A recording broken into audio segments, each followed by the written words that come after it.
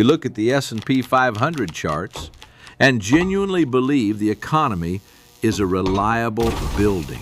How touchingly naive. Right now, you are standing on top of the most insane construction pyramid in history. Let's go down to the basement and see who glued this house of cards together. 2008.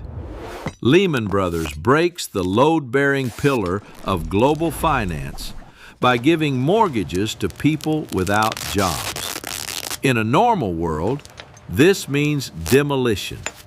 In our world, monkeys just wrap the defect in blue duct tape and build a new floor on top. Because if you don't look at the crack, it legally doesn't exist. A decade of zero rates. To hide the rotten foundation, central banks launch quantitative easing. This is a very beautiful academic term for using shredded paper as concrete. Over 10 years, the system printed 15 trillion in construction waste. Investors are absolutely thrilled with the architecture. 2020. A virus paralyzes global production. A supply chain fire erupts. Governments brilliantly extinguish the fire by handing out trillions in helicopter money to people sitting on their couches. The financial expanding foam stops the panic, permanently warping the building. The perfect recipe for inflation is ready. 2021 to 2025. The free banquet is over.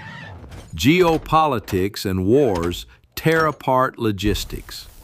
Suddenly, it turns out you cannot print new oil on the FED's printer.